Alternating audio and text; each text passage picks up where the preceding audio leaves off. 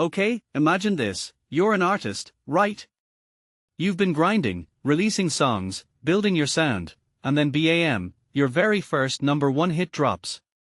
But here's the twist, what if that chart-topping moment wasn't some calculated masterpiece, but a total happy accident?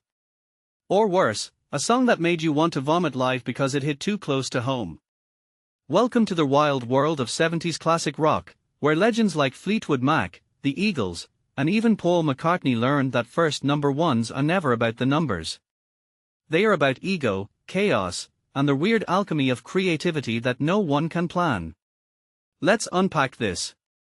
First up, the Eagles.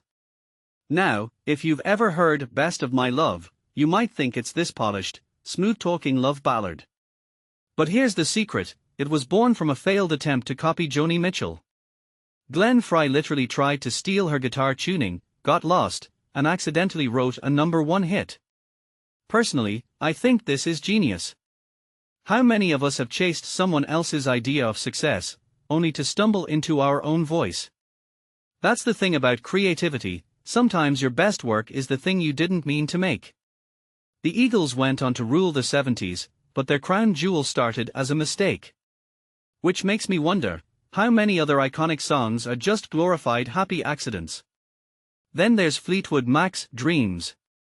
Stevie Nicks called it a vibe killer to play live. She's literally singing about her own emotional train wreck, surrounded by bandmates who were probably still mad at her about it. What makes this fascinating is how raw success can be. You're up there celebrating your pain becoming platinum, while everyone around you is still nursing the same wounds. From my perspective, this is why 70s rock feels so real. They didn't hide the scars, they Monetized them. And let's be honest, that tension between art and personal drama. It's still the fuel for every viral breakup album today. Now Paul McCartney. Dude already had Beatles-level fame, but when Wings hit #1 with My Love, he actually let someone else play the guitar solo.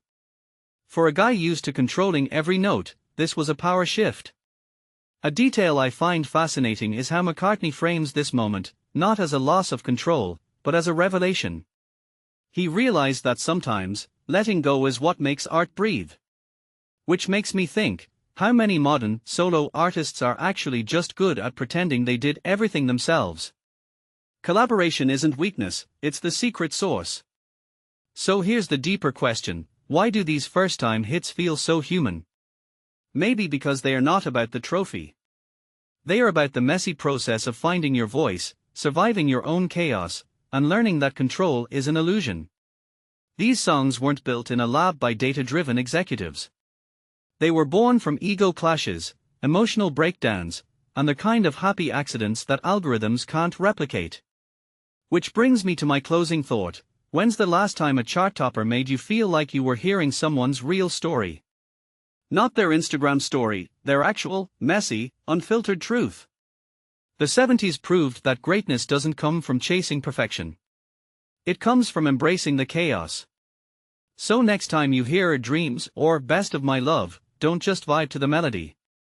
Hear the blood, sweat, and awkward happy accidents behind it. And if you've ever created something that accidentally worked out, drop it in the comments. Let's celebrate the glorious mess of making art.